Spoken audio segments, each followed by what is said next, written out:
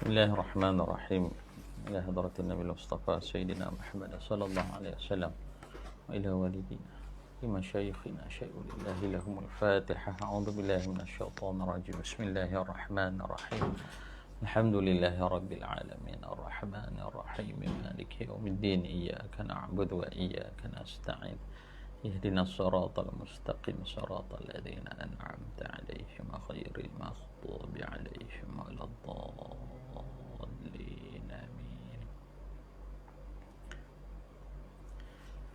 Bismillahirrahmanirrahim. Assalamualaikum warahmatullahi wabarakatuh.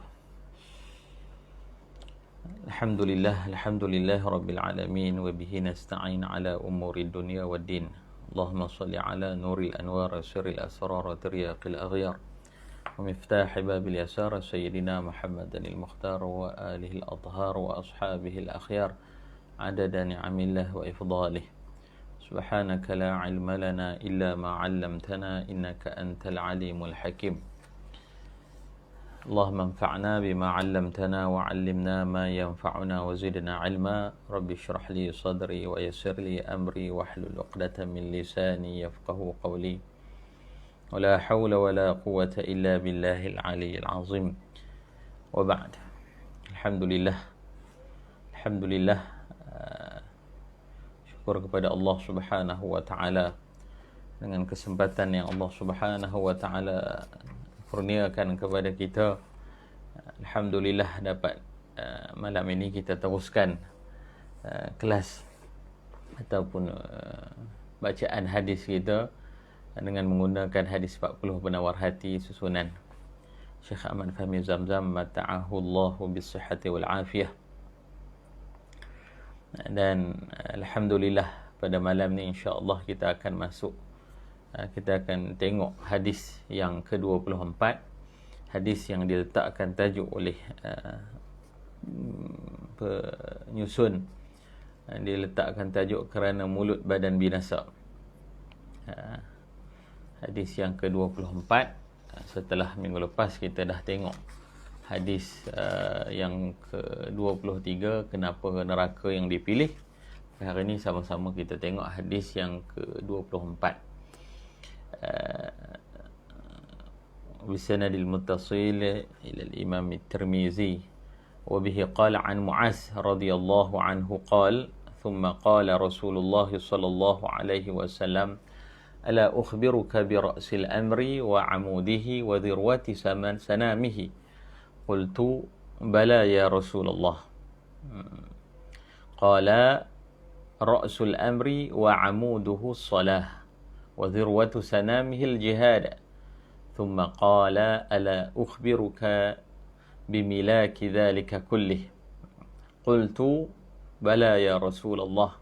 Fa akhadha bilisanihi wa qala kuffa 'alayka hadha. Qultu ya Rasulullah wa inna lamu'akhadhuna bima natakallamu bihi. Faqala thaqilatka ummuka wa hal yakubbu an-nasa fi an-nari ala wujuhihim illa hasaidu alsinatihim. Rawahu Tirmizi, hadis hasan sahih atau kama qala. Yang mana artinya pada hadis ini, artinya daripada Mu'az bin Jabal radhiyallahu anhu dalam sebuah hadis yang panjang. Ini dia ambil hadis, dia ambil separuh daripada hadis ini. Dalam sebuah hadis yang panjang, Nabi SAW berpesan kepada Mu'az. Selanjutnya Rasulullah SAW bersabda, mahukah engkau wahai Mu'az, aku khabarkan tentang perkara ini, ataupun perkara asas agama Islam dan tiang-tiangnya serta puncaknya. Mu'az menjawab, baiklah ya Rasulullah, beliau, ini Nabi SAW bersabda, asas perkara ini adalah Islam dan tiang-tiangnya adalah sembahyang dan puncaknya adalah jihad. Kemudian baginda SAW bersabda pula, mahukah aku khabarkan kepada engkau puncak bagi yang demikian itu semuanya? Aku menjawab, baiklah ya Rasulullah. Lalu beliau memegang lidahnya. Ini baginda SAW memegang lidahnya sambil bersabda, peliharalah ini baik-baik.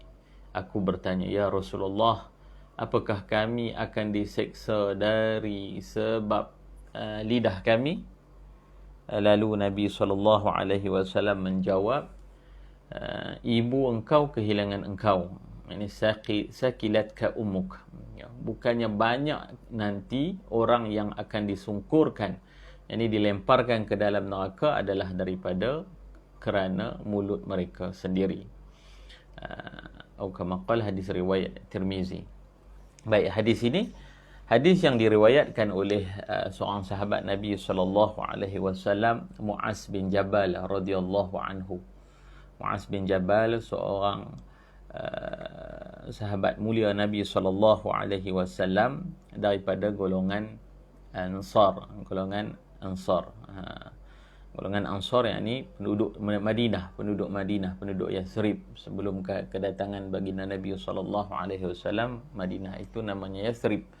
Kemudian Nabi SAW, sampainya Nabi SAW di Madinah, di Yathrib, itu nama Madinah dia diberi ataupun disebut Madinah Al-Munawwarah, iaitu di Madinah itu terdapat dua golongan, iaitu Aus dan Khazraj.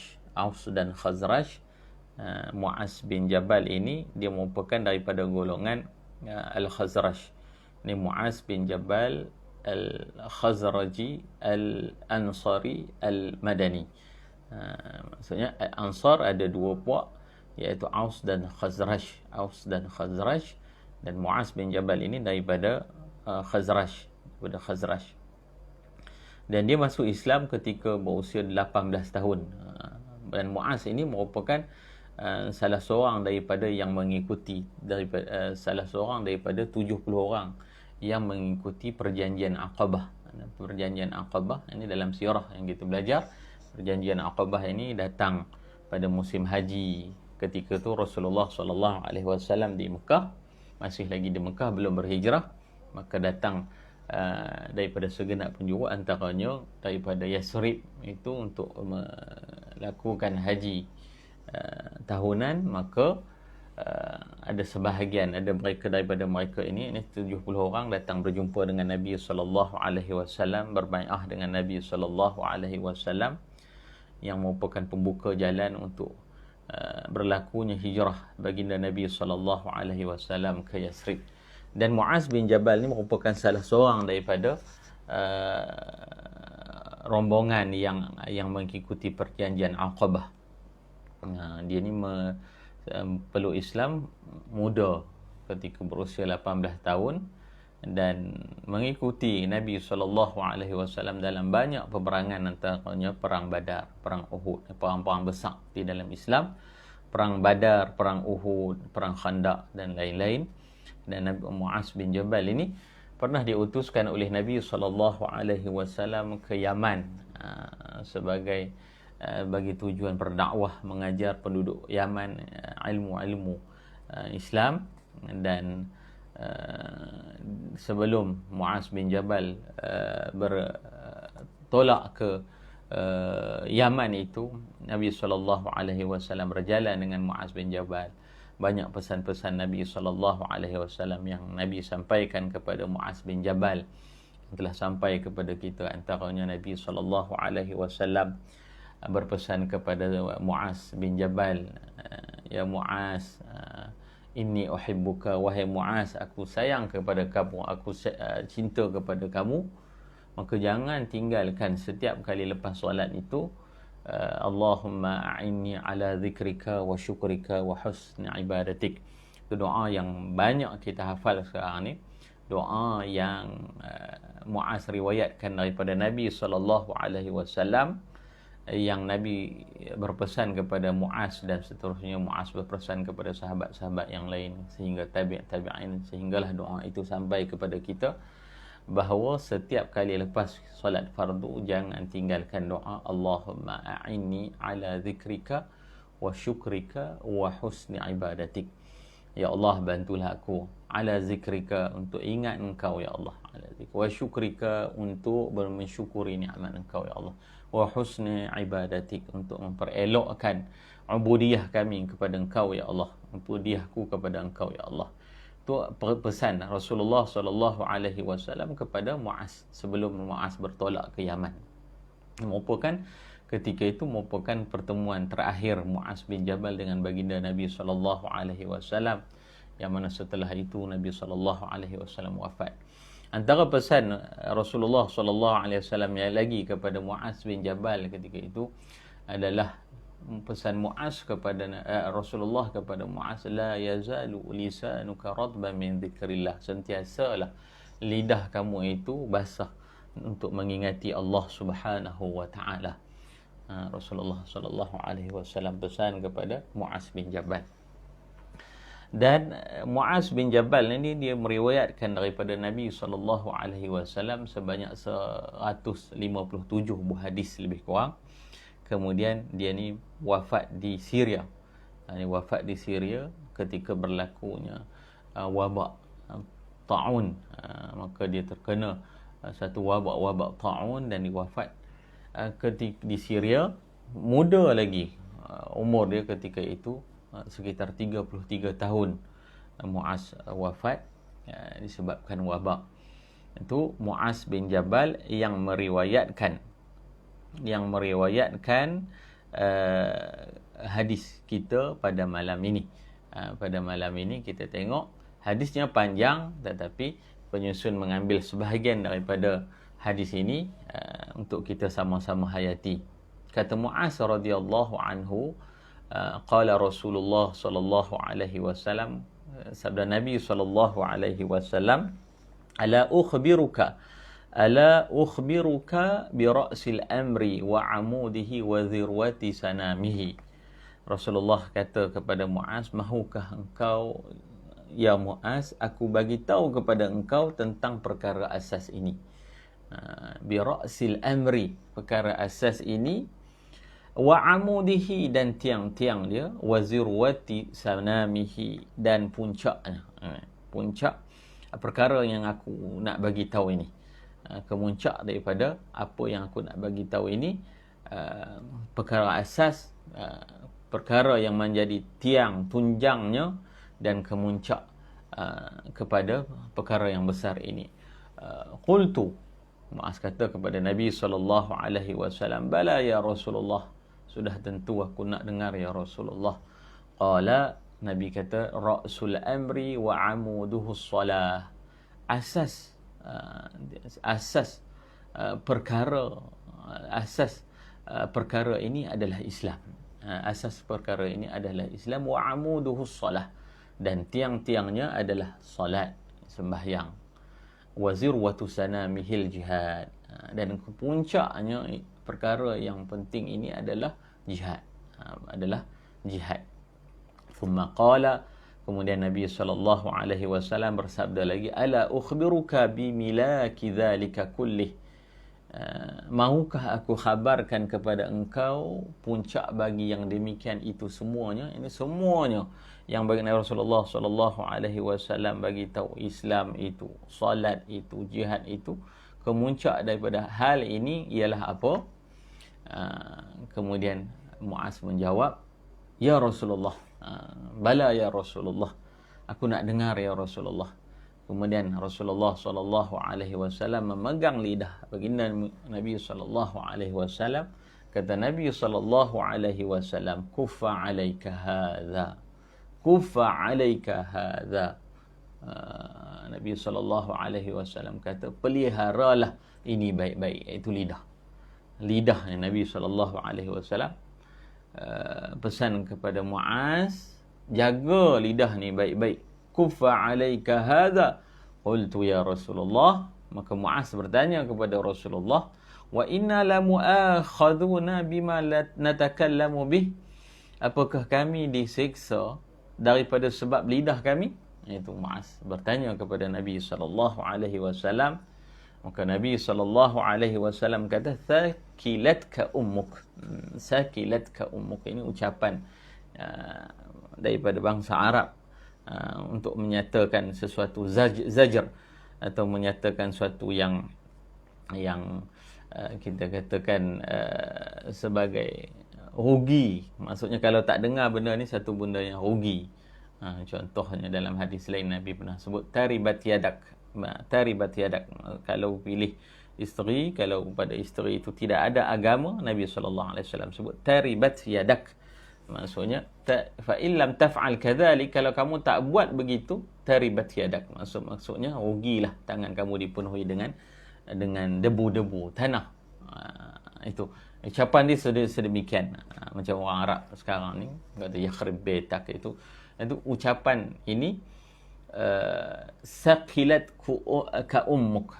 Nabi SAW sebut kepada Muaz, ibu engkau telah kehilangan engkau. Itu selingan kata-kata Nabi SAW. Nabi kata apa? Wa hal yakubbun nasa fin nari ala wujuhihim illa hasaidu alsinatihim. Nabi kata, bukankah banyak nantinya orang yang akan disungkurkan, yang ini dilemparkan ke dalam neraka adalah dari kerana mulut mereka sendiri. Hadis riwayat Imam Tirmizi. Yang mana hadis ini diberikan keterangan oleh pengarang, penyusun. Kata penyusun, lidah merupakan anugerah Allah Ta'ala yang besar kepada manusia. Ia walaupun kecil, tetapi peranannya sangat besar sekali. Lidah ialah yang menentukan zahir keimanan seseorang ataupun kekufuran. Seseorang mukmin, seseorang muslim, sahnya syahadahnya melalui lafaz, melalui lidah. Dengan keyakinan itu, kemudian lidah itu perlu menyebut. Wajib bagi lidah itu menyebut. Untuk sahnya syahadah seseorang yang memeluk Islam itu, apabila lidah menyebut asyhadu an la ilaha illallah wa asyhadu anna Muhammadan abduhu Muhammadar Rasulullah. Itu lidah, daripada lidah. Memeluk Islam itu sahnya syahadah dengan lidah menyebut, hati meyakini dan memahami apa yang diucapkan. Itu lidah, daripada lidah. Lidahlah yang menentukan zahir keimanan seseorang ataupun kekufurannya. Dan lidahlah memiliki sasaran dan peranan yang tidak terbatas banyaknya. Dalam menjalankan tugasnya, lidah tidak banyak berhajat kepada usaha dan keletihan. Lidah ni orang kata lidah tak bertulang. Lidah tak bertulang. Maksudnya untuk melakukan, menyebut sesuatu perkara itu amat mudah. Amat mudah untuk lidah itu menyebutkan sesuatu perkara. Yang diperlukan hanyalah pergerakan bibir dan tekanan suara sahaja. Berperlainan dengan anggota lain seperti kaki dan tangan yang banyak berhajat kepada tenaga untuk menggunakannya. Dan berlainan pula dengan mata yang hanya terbatas kegunaannya untuk melihat, dan telinga yang hanya terbatas untuk mendengarkan sahaja, untuk mendengar sahaja. Oleh itu lidah ni terlalu sulit untuk dikawal atau dibatasi penggunaannya kerana ia mempunyai ruang yang sangat luas sekali. Lidah ni walaupun ringan untuk lidah menyebut apa-apa, tetapi ketahuilah, walaupun kita nampak kecil, tetapi pesan Nabi SAW, kamu jangan pandang ringan terhadap lidah ni, kerana daripada lidah itu menyebabkan seseorang itu terjerumus ke dalam neraka. Wal'iyazubillah. Penyusun menyebut lagi, oleh itu lidah terlalu sulit untuk dikawal atau dibatasi penggunaannya kerana ia mempunyai ruang yang sangat luas sekali, baik untuk memperkatakan perkara yang baik ataupun perkara yang buruk, dan lidah tidak akan dapat dikawal kecuali hanya dengan kekuatan iman yang ada di dalam dada. Lidah ni macam mana kita nak kawal dia? Kita nak kawal lidah ini dengan menyuburkan keimanan kita kepada Allah Subhanahu wa taala. Dengan menyuburkan keimanan kita, keyakinan kita kepada Allah Subhanahu wa taala. Di dalam hadis yang lain Nabi SAW sebut, man kana yu'minu billahi wal yaumil akhir. Siapa-siapa yang beriman kepada Allah Subhanahu wa taala dan hari kiamat, itu keimanan. Berkait rapat dengan keyakinan kita kepada Allah dan kepada hari kiamat, falyaqul khaira, maka cakaplah benda yang baik-baik. Falyaqul khaira, cakaplah perkara-perkara yang baik-baik. Jadi hubungan dia dengan apa? Man kana yu'minu billahi wal yaumil akhir.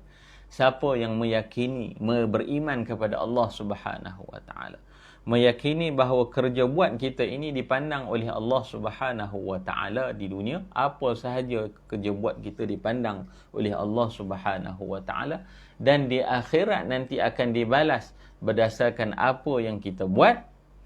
Maka dari hal lidah itu, kata Nabi SAW, falyaqul khaira, cakaplah benda yang baik-baik. Kalau tak boleh cakap benda-benda yang baik-baik, apa yang Nabi sebut, auliyasmut.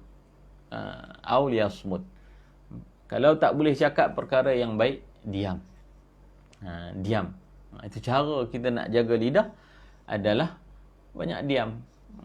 Perjalanan seorang hamba Allah Subhanahu wa taala dalam menuju Allah Subhanahu wa taala itu didasari dengan, pernah kita sebutkan, yang pertama itu qillatul kalam.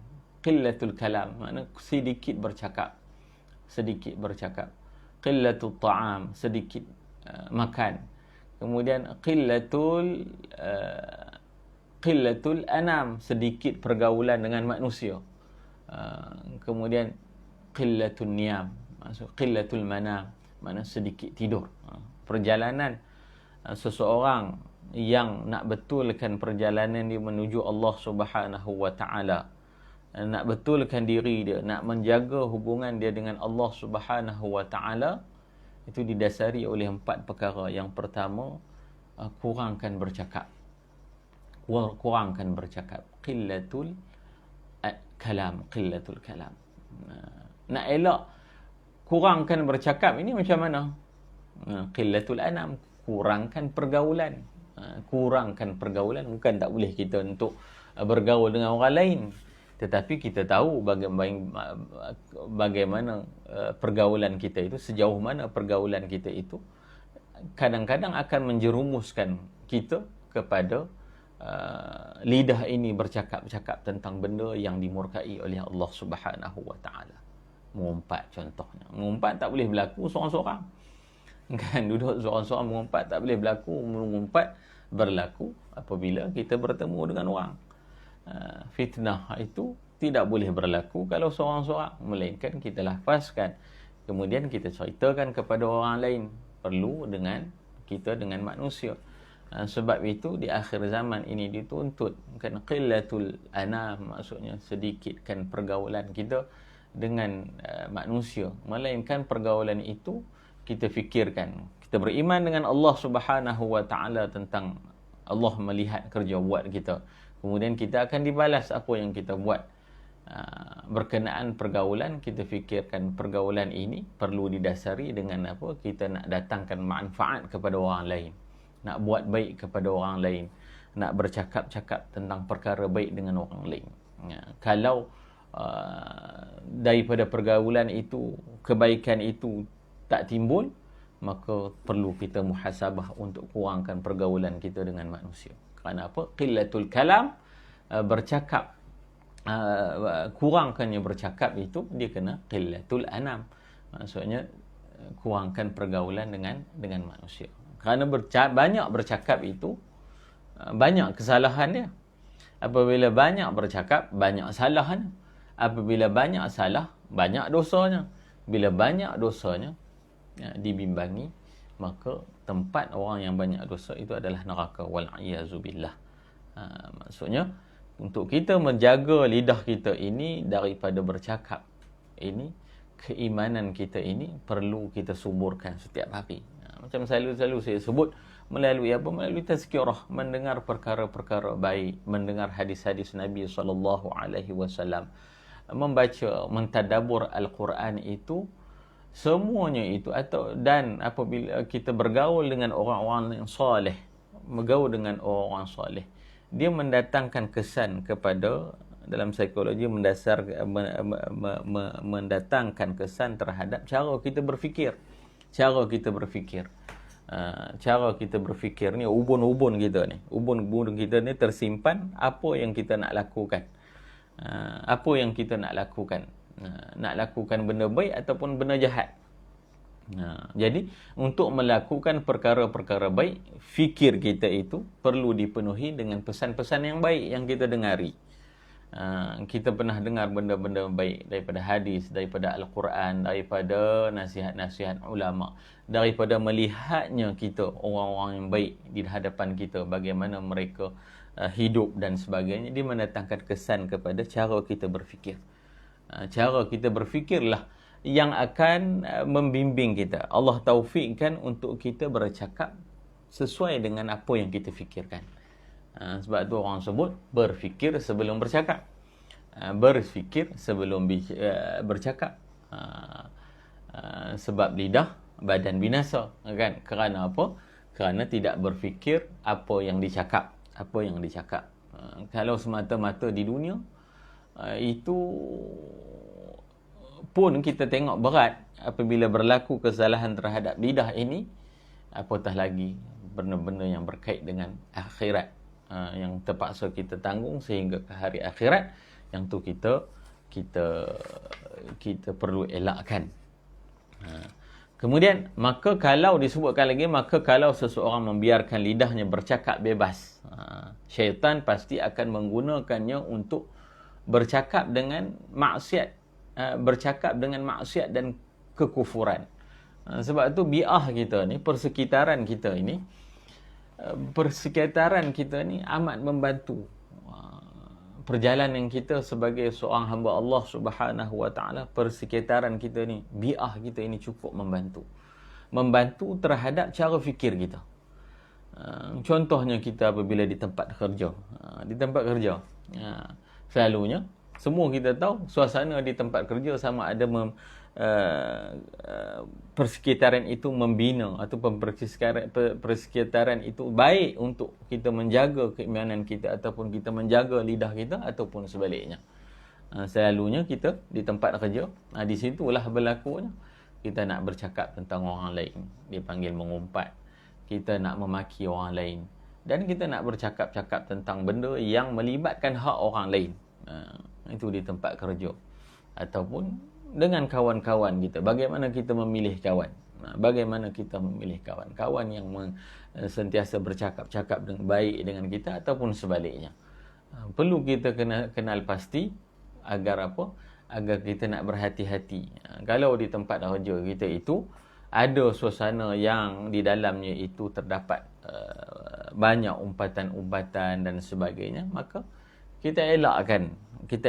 Untuk apa? Untuk kita fikir yang lebih besar. Aku ini kalau aku bercakap berkenaan dengan orang lain dan orang lain itu tak suka, namanya mengumpat. Bila namanya mengumpat itu, aku terpaksa, aku kena berhadapan dengan orang tersebut, orang yang aku mengumpat tersebut, dan aku kena minta maaf dengan dia. Sanggup tak aku untuk minta maaf kepada orang tu terhadap apa yang aku umpatkan? Maka tidak sanggup. Kalau tidak sanggup, awal-awal lagi, jangan kita tahan lidah kita. Kuffa lisanak. Maksud pesan Nabi SAW tu. Kuffa, Nabi SAW kata apa? Kuffa alaika hadha. Tahan ke atas kamu tentang benda ni. Itu lidah. Kata Nabi SAW lagi, kata Nabi, man samata naja. Siapa diam itu dia akan berjaya. Berjaya di mana? Di dunia berjaya dan di akhirat pun berjaya. Sebab itu cara kita bercakap, saya sebutkan tadi, kebaikan-kebaikan itu, pesan-pesan orang soleh, pesan-pesan baginda Nabi SAW perlu kita penuhkan fikiran kita, ubun-ubun kita. Ubun-ubun inilah yang mencetuskan untuk kita fikir ni. Kan di dalam Al-Quran, Abu Jahal kan, nasiyatin kadhibatin khati'ah, nasiyatin kadhibatin khati'ah. Allah sebut ubun-ubun. Ubun-ubun. Abu Jahal nasiyatin kadhibatin, yang menipu. Khati'ah, yang salah. Itu bermula dengan apa? Bermula dengan ubun-ubun. Fikir, cara kita fikir. Cara kita fikir. Orang yang kehidupan harian dia dipenuhi dengan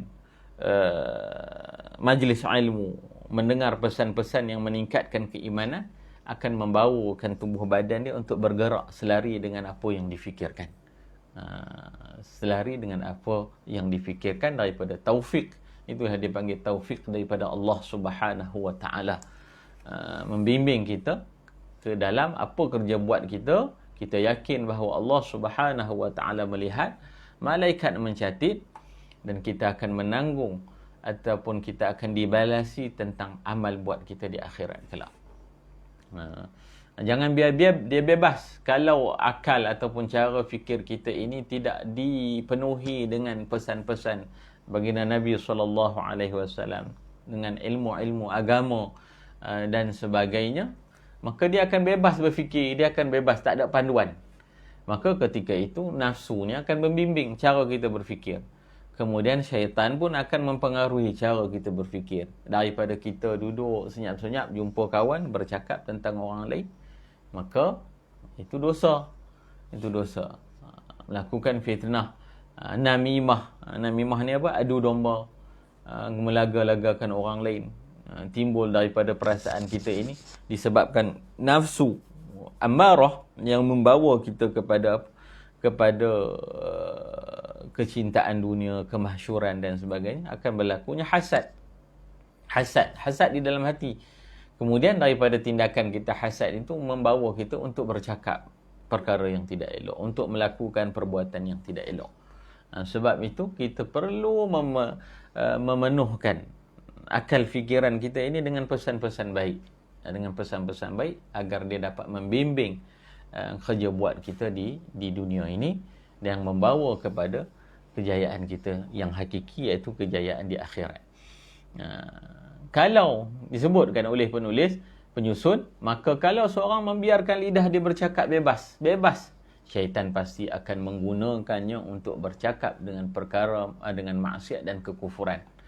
Seseorang yang beragama Islam, dia bagi contoh, seorang yang beragama Islam belum menjadi kafir kalau hanya memakan harta riba. Makan riba itu dosa besar. Dah tentu dosa besar, tapi tak jatuh kafir. Kan? Ia hanya telah melakukan dosa yang besar, boleh menjadikannya seorang yang fasik. Melakukan riba itu fasik. Itu dosa besar. Namanya fasik. Untuk orang-orang yang melakukan dosa-dosa, berkekalan dengan melakukan dosa ataupun terjerumus di dalam dosa-dosa besar, tidak bertaubat kepada Allah Subhanahu wa taala, namanya fasik. Tetapi orang tersebut boleh menjadi kafir angkara lidah. Angkara lidah yang terkeluar dari agama Islam apabila dia katakan riba itu halal. Daripada apa? Daripada lidah. Daripada lidah. Walaupun ia sendiri tidak terlibat dalam memakan harta riba tersebut, sekalipun dia tak makan riba tersebut, tapi mulut ataupun lidah dia berkata riba itu halal, maka jatuh kufur. Itu angkara apa? Angkara lidah dia nak bagi tahu. Itu salah satu contoh. Itu semuanya adalah padah yang diakibatkan oleh lidah yang tidak bertulang ini. Lidah mana ada tulang? Tangan kita ada tulang, kaki kita ada tulang. Nak lakukan sesuatu benda perlukan tenaga. Tetapi lidah ini duduk saja pun boleh kita sebut lidah tidak bertulang. Lidah juga cukup mudah untuk menaburkan fitnah, mengumpat, berbohong, mengejek orang, bertengkar dan sebagainya. Dan yang lebih mudah lagi ialah berbicara perkara-perkara yang tidak berfaedah. Sama ada kita bimbang jatuh dalam perkara haram ataupun tidak jatuh dalam perkara yang haram pun dia jatuh, kita takut jatuh dalam perkara yang sia-sia, lara. Maksud saya melakukan sesuatu benda yang tak berfaedah, melakukan sesuatu perkara yang tak berfaedah. Min husni islamil mar'i, Nabi kata antara kebaikan seorang mukmin itu tarkuhu ma la ya'ni, dia meninggalkan apa yang tidak berfaedah dalam hidup dia, meninggalkan perkara-perkara yang sia-sia, itu bercakap benda-benda yang tak ada faedah. Gitu. Kemudian disebutkan lagi, oleh kerana itu lidah perlu dikekang dan jangan dibiarkan berbicara mengikut kemahuannya. Buatlah pertimbangan terlebih dahulu terhadap perkara yang hendak diucapkan. Fikirlah terlebih dahulu apa-apa yang mahu dituturkan. Kita fikir perkara ini baik untuk kita cakap, maka kita cakap. Kita fikir perkara ini baik, tidak baik untuk kita cakap, maka kita diam. Kita fikirkan perkara ini antara baik dan tidak baik untuk kita bercakap, maka pilihlah untuk diam, untuk tidak bercakap. Kerana diam itu, kalau bercakap itu perak, diumpamakan seperti perak, dirham, maka ketahuilah bahawa diam itu adalah emas. Diam itu adalah dinar emas yang lebih tinggi harganya. Fikirlah terlebih dahulu apa-apa yang mahu dituturkan. Fikirlah terlebih dahulu apa-apa yang hendak dituturkan. Sebab tu kita kena fikir. Nak bawa kita mengucapkan sesuatu, kalau di dalam Islam itu dia ada maratibul qasdi. Maksud nak sampai kepada sesuatu yang kita nak buat itu, dia ada beberapa peringkat. Yang pertama, al-hajiz, lintasan fikiran yang kita pun tak minta, dia datang kita untuk kita berfikir sesuatu, al-hajiz. Kemudian dia bawa daripada hajiz, al-hajiz itu bawa kepada al-khawatir. Khawatir, mula dia menetap di dalam fikiran kita, al-khawatir. Kemudian daripada khawatir, cenderung kita kepada sesuatu, nak lakukan baik atau buruk, namanya hadithun nafs. Hadithun nafs. Kita nak cenderung kepada, kita terfikir untuk cenderung ke mana. Kemudian daripada hadithun nafs, akal kita berfikir ini, dia bawa kepada kita alham. Alham ini bawa kita lebih kuat nak lakukan benda tersebut, sesuatu benda tersebut. Daripada alham, dia turun ke, dia naik kepada al-qasd ataupun al-azm. Al-azm, baik ataupun buruk. Maka apabila kita terfikir, lintasan yang kita banyak fikir yang benda-benda yang baik, daripada al-hajiz tadi akan bawa kepada al-azm untuk melakukan kebaikan. Wal'ayazubillah, kalau sebaliknya, kalau banyak lintasan yang buruk di dalam fikiran kita ini, fikir benda-benda yang buruk tentang orang dan sebagainya, lintasan tersebut akan membawa kepada al-azm. Al-azm maksudnya keinginan kuat untuk kita melakukan sesuatu. Sebab itu fikirlah terlebih dahulu. Disebutkan kat sini, fikirlah terlebih dahulu apa-apa yang mahu dituturkan. Apa-apa yang mahu dituturkan. Apa nak cakap, fikir dulu. Namun pada kenyataannya ramai orang yang tidak dapat mengawal lidahnya. Ada yang menyebut al-kalam huwa doa. Daripada apa yang kita cakap kadang menjadi doa. Menjadi doa, kan? Itu yang kita bimbang. Sebab itu kita digalakkan nak cakap perkara yang baik-baik. Nak cakap dengan anak, apa-apa yang anak kita buat kesalahan, jangan sampai lidah kita keluar satu perkataan yang tidak baik berkenaan dengan anak. Kita bimbang dia menjadi doa kepada anak-anak. Sebab tu orang dulu-dulu pesan, cakap kepada anak-anak, bertuahnya anak, kan, bertuahnya anak, walaupun marah, kan. Bila dia sebut bertuahnya anak, itu doa yang baik, kan.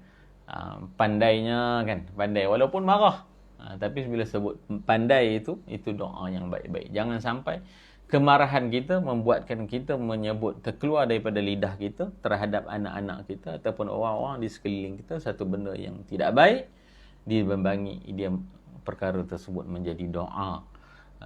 Kemudian disebutkan lagi, namun pada kenyataannya ramai orang yang tidak mengawal lidahnya, maka oleh kerana itu ramai pula orang yang akan dimasukkan ke dalam neraka daripada akibat perbuatan lidah yang tidak bertulang ini, Itu pesan penyusun berkenaan dengan hadis ini, supaya kita sama-sama menjaga lidah kita dalam bercakap. Kerana tandanya Islam seseorang itu, buahnya ataupun hasilnya itu pada akhlak. Dan akhlak ini banyak bergantung kepada bagaimana kita bercakap. Bagaimana kita bercakap. Perkara-perkara yang baik ataupun sebaliknya. Oleh itu, kita perlu berhati-hati di dalam kehidupan kita ini. Lidah yang tidak bertulang, maksudnya Allah Subhanahu wa taala bekalkan kepada kita lidah, maka jadikanlah ia satu perkara yang akan membawa kita kepada syurga Allah Subhanahu wa taala, membawa kita kepada syurga Allah Subhanahu wa taala. Di dalam 10 bulan 10 awal Zulhijjah ini, tidak lain tidak bukan lidah kita ini perlu disibukkan dengan apa? Dengan zikrullah. Dalam hadis Bukhari, kalimatani, dua perkataan, khafifatani 'ala lisan, ringan lidah kita untuk menyebutnya, thaqilatan fil mizan, tapi timbangannya berat di akhirat kelak. Apa perkataan tersebut? Timbangannya berat, thaqilatan fil mizan, habibatan 'inda ar-rahman, dicintai, dikasihi. Allah suka kita menyebut zikir ini, dua kalimah ini. Apa itu kalimah itu? Subhanallahil azim, subhanallah wa bihamdih. Dibanyak akan sebut di dalam terutamanya di dalam 10 awal Zulhijjah ini, untuk kita penuhi dengan zikrullah, zikir kita kepada Allah Subhanahu wa taala. Sekadar ini saja kita dapat tengok pada malam ini. Yang baik itu daripada Allah Subhanahu wa taala, yang sebaliknya itu adalah daripada kelemahan saya sendiri. Aqulu qawli hadza wa astaghfirullahal azim li wa lakum. Sallallahu ala sayyidina Muhammad wa ala alihi wa sahbihi wa baraka wa sallam. Assalamualaikum warahmatullahi wabarakatuh.